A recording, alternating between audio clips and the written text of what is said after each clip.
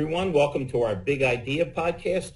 Boy, we have a special show today. Not only is it Halloween, but we've got one of our favorite Canadians, not to mention favorite people, Brandi Lindgren on. Brandi, for anyone who doesn't know, is just a terrific person. She's got a great company called Disclose, which is DISKLOZ. And her website is so comprehensive and so simple. I even understood it, and my comprehension is a minimal, to say the least, when it comes to tech. So without further ado, coming here dressed as a skeleton, either that or you have a very strict diet, we have Brandi Lindgren. Awesome. What an intro. It's such a pleasure to be here. Thank you guys so much for having me. Our pleasure. Should be a fun afternoon.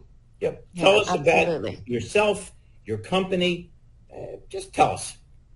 Awesome. Well, I have been in automotive and asset financing since I was 18 years old. And I'll be honest, it's 26 years or 28 years now. I'm even giving myself the wrong math. But yes, 28 years.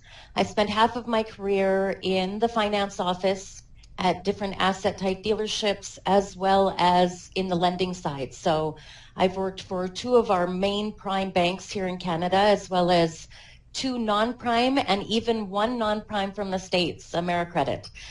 So I've held a variety of positions on both sides of the fence in the finance world.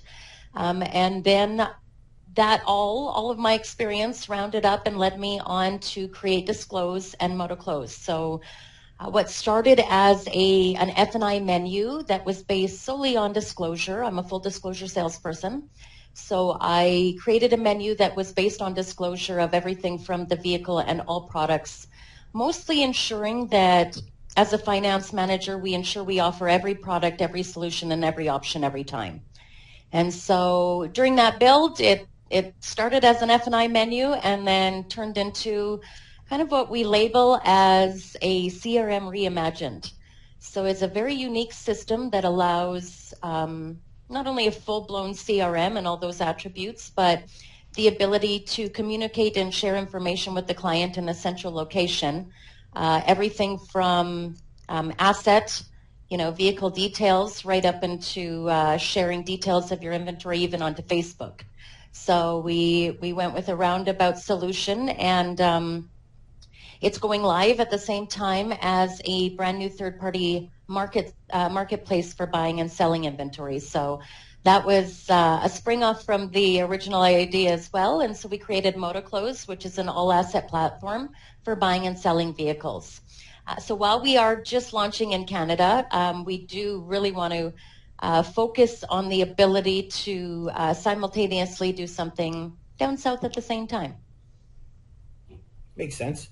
Now, as far as the CRM reimagined concept, is there also CRM explained? Because from what I can tell from talking to most GMs and GSMs, most salespeople don't know a CRM exists, other than that they're getting hollered at for not putting their information into it.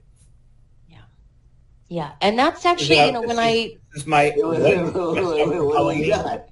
And this is actually a dog dressed as a cat. We have a hell of a set of costumes here. Happy Halloween. That's awesome. It looks amazing. I love it. We don't get out of the house much, but we obviously have a lot of it. Yeah, Excellent. Fantastic. So that was the big thing, I think, even in the build. Wait a minute, your dog got jealous when he heard me say the dog was dressed up as a cat. Yeah, he's going to go eat the mailman. I'm surprised mine's not barking yet, so just to warn, that may actually happen. Whose dog is barking? I hear somebody. It's mine. It's Tucker. It's Oh, Tucker. okay. It's the puppy. We have a puppy too. What do you got? A golden doodle. So we have a German Shepherd, 4 months old.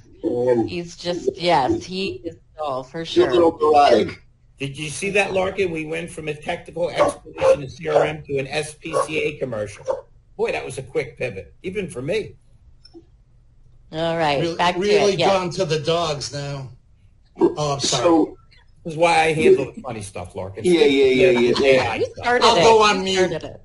I'll step off the stage. Brandi, Do you have dealers using the program right now currently? Yeah, absolutely. And so we have one of the last integrations we did is, and it's just finishing up, is actually with JD Power. And so what it'll do is it actually solved two of our really big problems. It allowed for us to communicate with every and any single website provider out there to auto funnel inventory right into our system, but it also brings it in decoded with a one-to-one VIN match. So that was a big hurdle to overcome.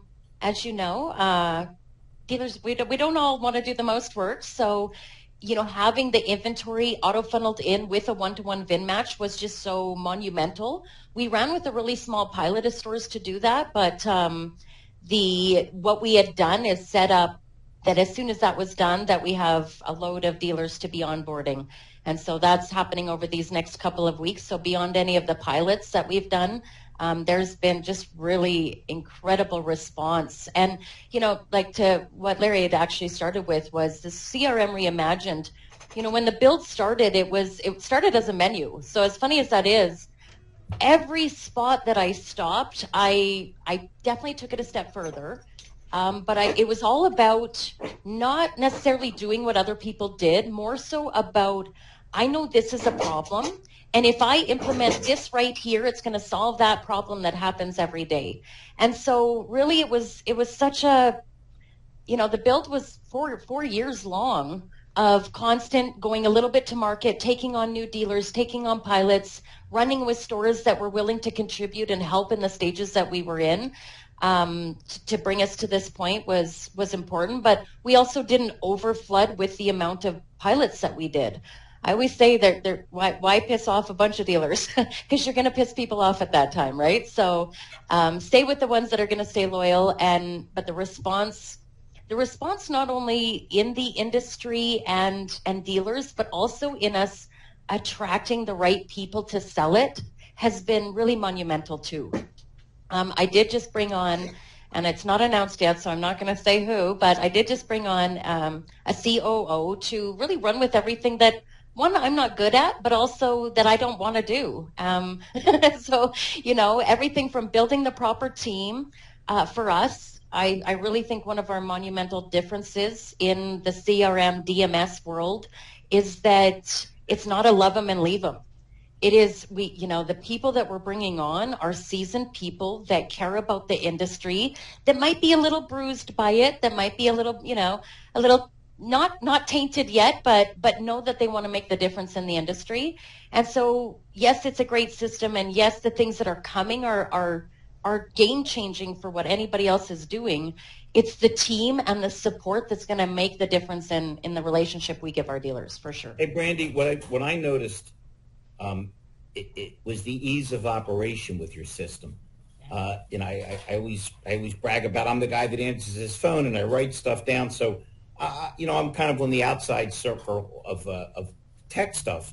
But I can tell you that for anybody that's not very tech savvy like yourself, like Mr. Larkin, it's a pleasure when we get involved with a system that's easy to use. Because when things become difficult, people get frustrated. And I think our frustration level, the bar is lower than it's ever been. Everybody's impatient. Everybody wants things to happen like that. Yeah, no, absolutely. And thank you. And that was even the thing. It wasn't even only about solving solutions or solving problems, with solutions. It was about, there's a lot of fluff in the systems right now that are underused anyway, or not even used at all. And so when we think about even the transfer over, like one thing we've really talked about lately is, okay, it's great if a dealer loves everything that it does, but then what does it look like to transfer them from one system to another, right? And I think that's where the most amount of feedback has come is like, okay, everybody's waiting for the shoe to drop for it to be more difficult than it actually is. We're used to difficult, right? We're used to having 4 different systems, nothing's connected, it's disconnected, I have to log in at multiple different places. And I guess that's where we were really different in saying, okay, not only, if you only want to use us for a CRM, great. If you only want to use us for a DMS, a cloud-based solution, no problem. Maybe it's only a menu you want, but if you're using us for everything, it's also the magic that happens when you put everything in one place is actually what makes us and puts us on the map. You know, what you're saying is, you know, the resistance in change, that's going to happen everywhere. The resistance in learning a new system is going to happen anywhere. And so now, you know, and we've taken dealers where, you know, they just signed up XYZ CRM 6 months ago, and now we're already getting them onto a new one. That whole pivot has been actually enlightening to hear that, yes, it was easy to transfer over. It was easy to pick up, you know, from what the old system did, even if this doesn't do exactly the same things, it does 3 more things that I absolutely love and I know it's going to make my job easier. But even what we're talking about, for me, it was like, okay, CRMs are great. I love CRMs. I love data. Do I love to do the entry? Absolutely not. I don't want to, oh my God, my notes pile up. I've got a stack of business cards. When I was with the bank, I'd have a stack of business cards at the end of the day going, okay, now I got to go into the CRM and, like you say, do what I'm told to do what I have to do. This isn't a tool that makes me necessarily any better. On its own, I'm the one that does it. And I think that's where we're really different. Using the system to communicate with the customer is time-stamping activity. And so now you're not relying on that manual input, which is where so much information, but so much input drops off is when we actually have to do it ourselves. I can use the system to send this lovely little sell sheet to a customer, and me doing that action already reported that as a CRM. So even when I was designing this, it was like, okay, what do we hate? We hate to have to do the manual work to do it. How can we alleviate that? Well, just using the system to communicate with the clients is actually creating all of your actions, right? So yeah, just try to think of different ways to overcome. Same with even our menu. You know, a lot of people are used to a one-pager menu. Our menu is a true disclosure menu. So for me, it was about, I took 25 plus years of experience, and I said, what are all the objections I've ever overcame or ever had to overcome? And if I had the perfect tool, what could I use to do that?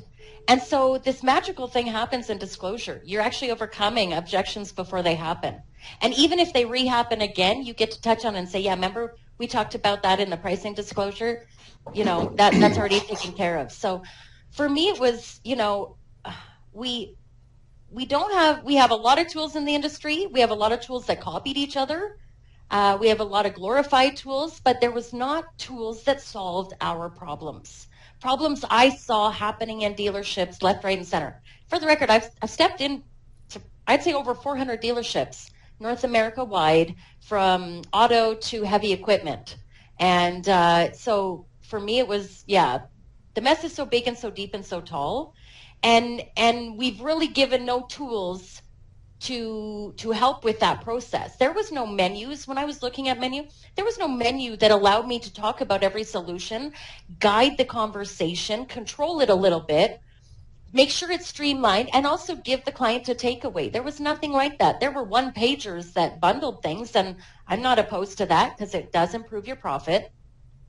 But for me, it was about true disclosure, giving people the proper tools, and really, you know, through a lot of the development side, I didn't really consult a lot of people. I hate to say it, but anytime you let somebody come in and say, okay, well, my CRM doesn't do that or mine does this, it's like, then I start to taint the path I'm on.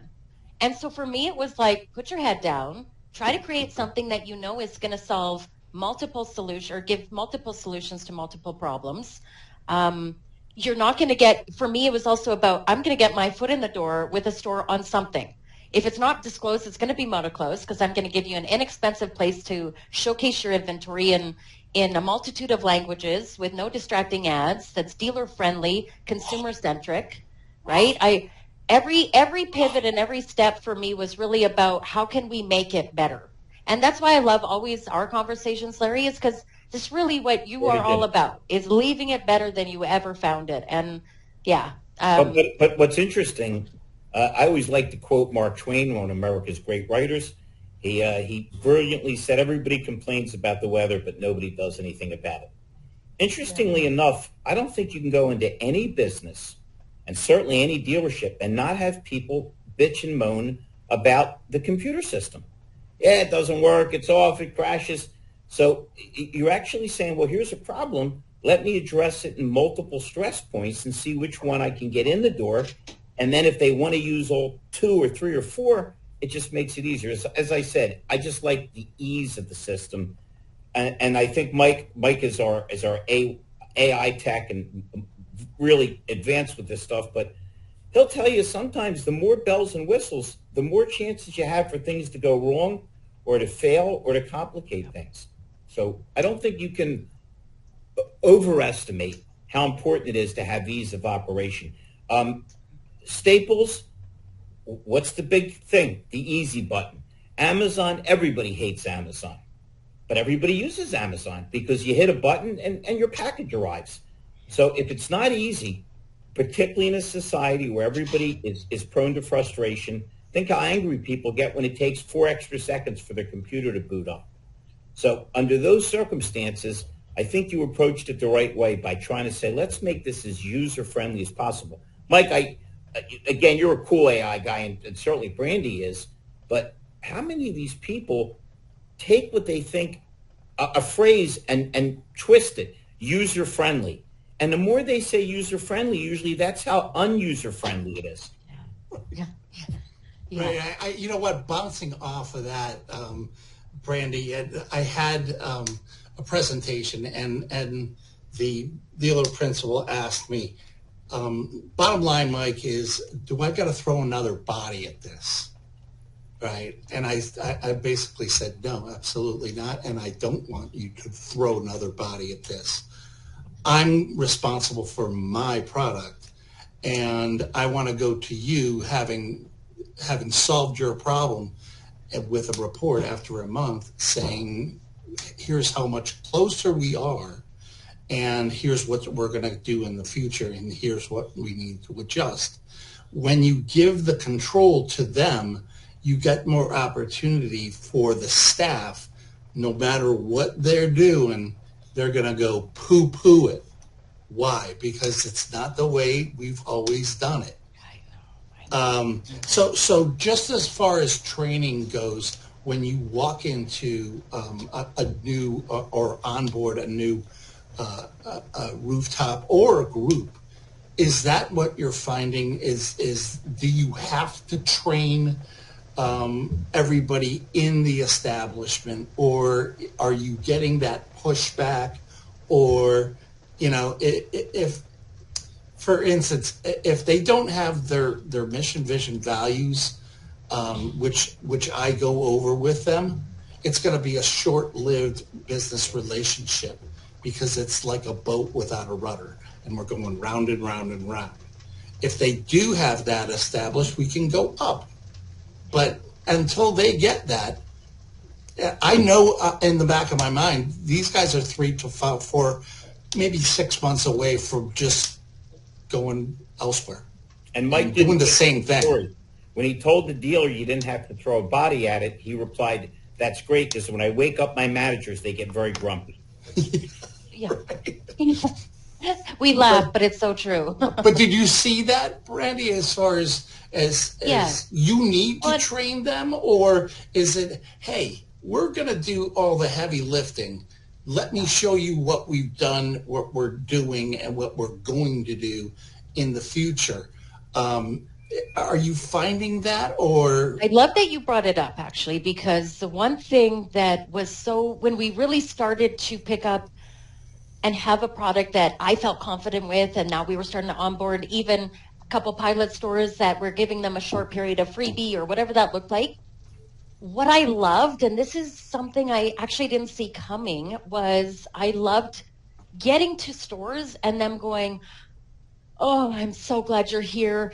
This is my problem. This is what, and it's like, these are stores that I didn't even see that coming from.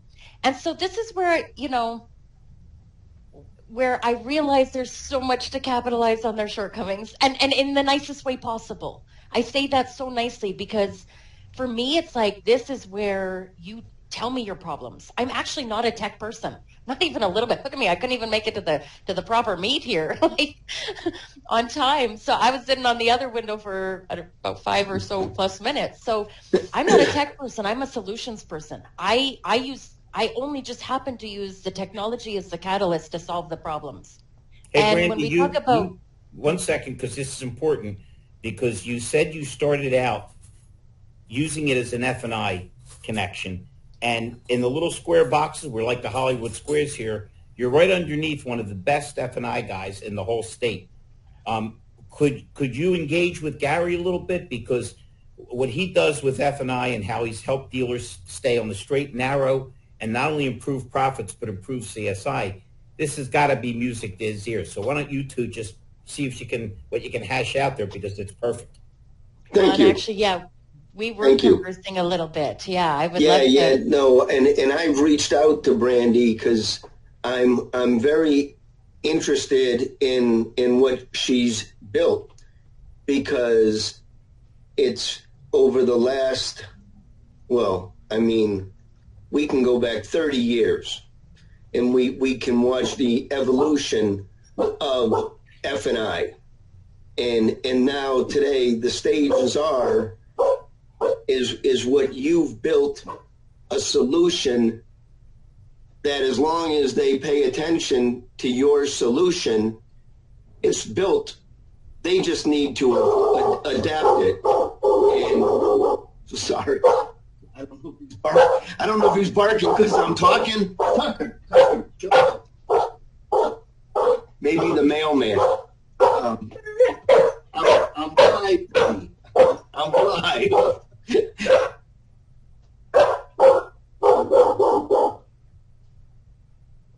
All right.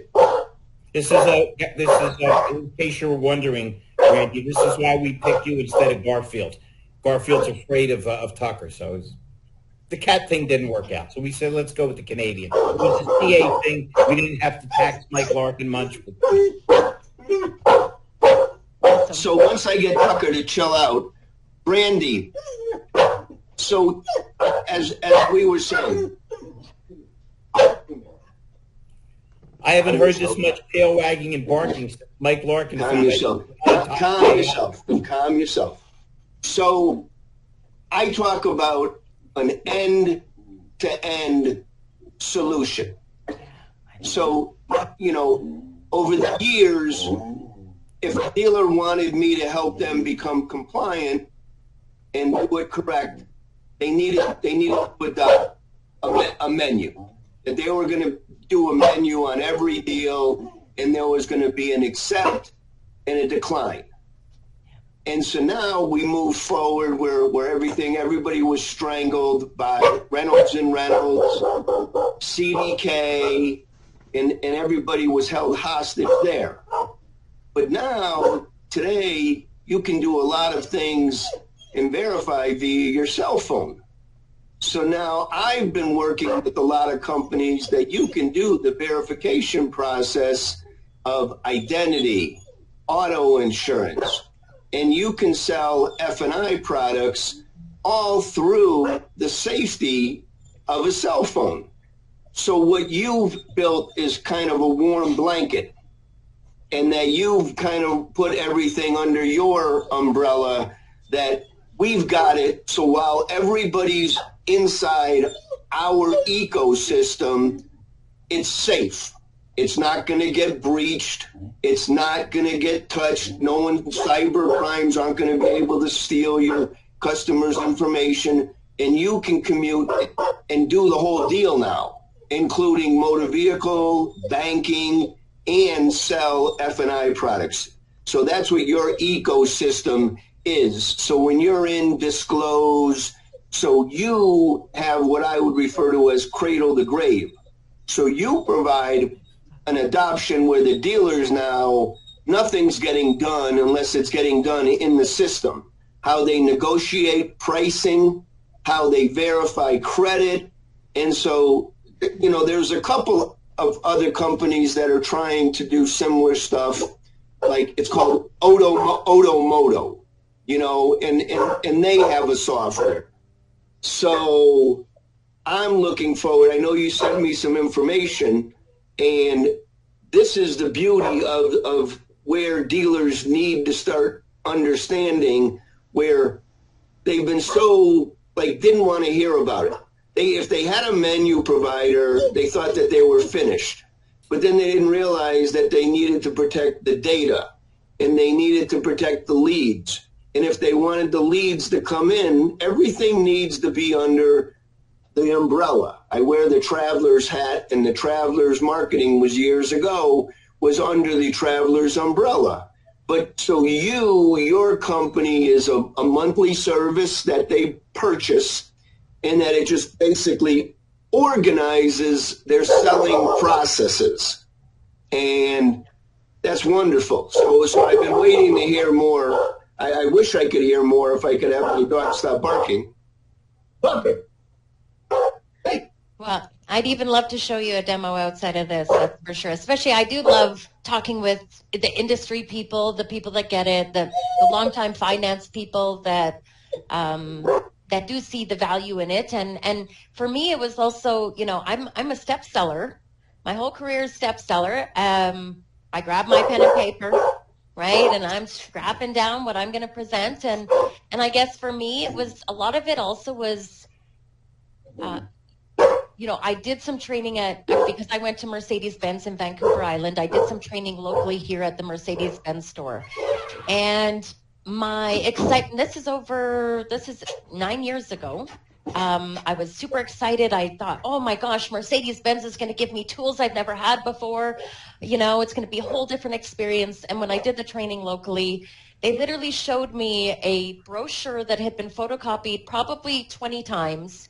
It had been whited out, hand bombed the pricing for whatever that going rate was that day. And I guess to me, it's where I started to fall out of love a little bit. I was like, this is what people are seeing when they come into Mercedes? That part is so not okay for me.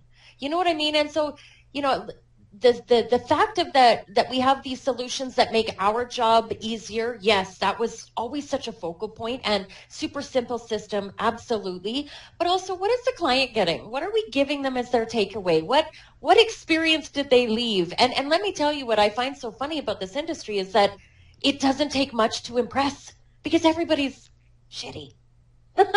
So if you could be just a little bit better, in the nicest way, I don't say everybody's shitty, but we have shitty practices. We are not, like you say, there's no catalyst that actually ensures the client's experience. And that is such a disservice, a disjustice to the whole system. We're actually downplaying what it should feel like by doing that. To me, for myself, it was always, not only did I want to give the client a better experience, that they had something where they went, wow, I've never had anything like this before. For me, it was also about, I've never been treated like this before. You're more excited than me to buy this car. Yes, you should be. This should feel great. And sadly, I feel like we've just kind of taken away from that too much. Brandi, and that's how much of this focus was.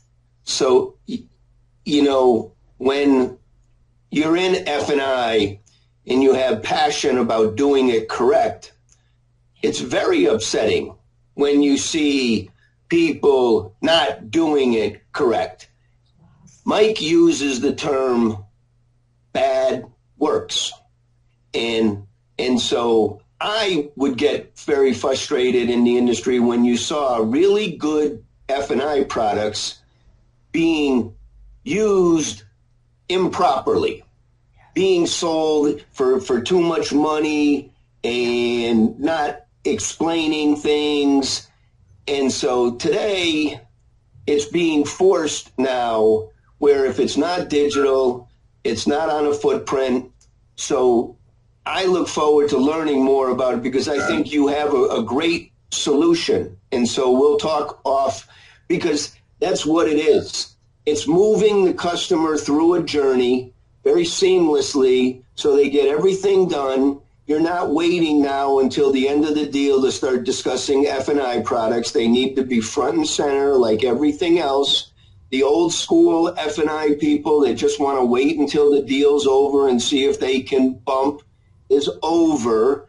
And this is where, screens that I like, where the consumer can be right where they are, the finance manager can be right where they are, and have a civil conversation like we're having right here and go over all the options in a nice manner where they can see the screen and you can talk. So I've got a much clearer idea, and I look forward to finding a good dealer group in New England, and we work together and see if they can, adopt, because everything gets better when they adopt a process. When they adopt a process and they say yes, and then it's down to just training, you have wonderful employees in these dealerships that have been starving for upgrades. Yes. And it's always been for years is that the owner would never change the OEM's recommended site. And now the OEM's recommended site are so prehistoric, and you can do backflips and they don't even know how to talk to AI. They can't even communicate. So your solution sounds, and if it's, I'm sure you have approval with F&I Sentinel, and you're on Penn, and you're on all the exchanges where everybody has their providers, where everyone needs to go. And so are you a monthly service on top of, and then it's on top of things? So we'll talk more, because, I was looking forward to having you on here. I wanted to meet you and learn a lot about what you're doing, because that's where I like to sit, because you can do the whole transaction right where you're sitting. Everybody can be disclosed. You can buy and sell in the convenience of your comfort zone. And F&I people need to just learn how to disclose things and show, and how difficult, show videos, show presentations. I mean, there's enough at your fingertips today with all the providers that you can demonstrate anything on your products on from where we sit to their cell phones or their websites. And that's the convenience of today's modern dealer and the way that they should be conducting F&I sales, because now they got footprints and they got disclosures and they have all their due diligence, so they don't have to be worrying about the FTC or anybody coming in there and saying, why didn't you do this and do that? So, hey, Mike, did you notice how much Brandi smiled every time Gary said disclosure? A plug within a plug. Hey, that's a great marketing. So see, what'd you say? It's a Brandi brain.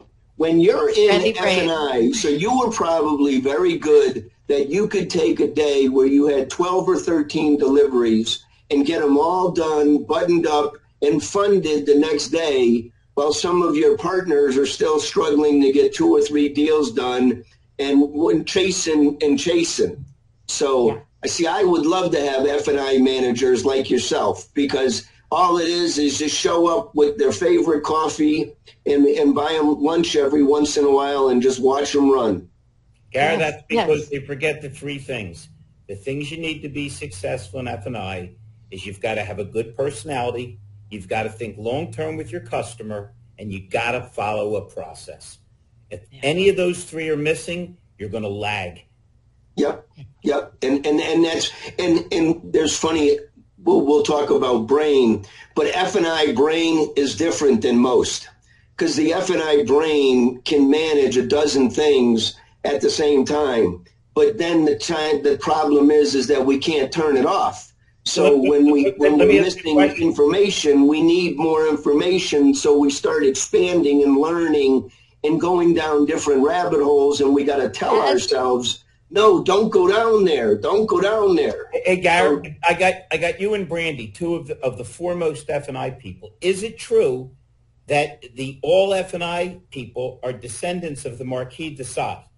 Because there is never a truer sign of torture than people looking at their watch trying to get into the finance office on a Saturday. I'm just saying. I'm just trying to correlate everything. I've got a solution for that. Larry. What you have...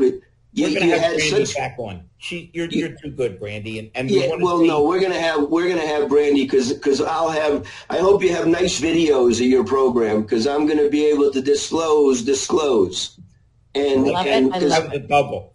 Brandi, we're gonna get you back. Obviously, the three of us look forward to working with you here in North America. I appreciate it. And we're excited. Likewise. Mr. Larkin, Mr. Silman, any last thoughts for this fine lady who is crossing the border to help all our people? Can't wait for part 2. Yeah. Likewise. Likewise. Brandi, your personality is very welcoming, very engaging. Just with the 2 times of meeting with you, terrific. You articulate wonderful, and I look forward to learning your program, and hopefully it brings a lot of solutions to my market. I would love that. Yeah. I cannot wait to show you guys in the flesh and blood. That's for sure. And for me, transparency is everything. Transparency to the client, but also transparency in what our people are doing. So important. I'm not a hard seller. I'm a soft seller. Education is what everybody deserves. Wait a minute. And there's no more selling. We got flesh and blood, we got a skeleton, and we got the Marquis de Sade. I defy any Halloween podcast to match up to that. All right, I got to go take Tucker to the vet, see what's the matter with him. Barking. Good night, everybody. Happy Halloween. Enjoy. Thank you. Thank you, and have a wonderful weekend. It's the last day of the month. What a way. It's good. I hope they let their F&I managers and sales managers with little kids leave early so they can go enjoy the trick-or-treating right now and enjoy it. And on a Friday night is perfect. And then they start a new month tomorrow. Stay healthy, everybody. Thank you. Don't eat too much candy. I'm already started on that. Or eat too much, whatever you want, eh? Yeah.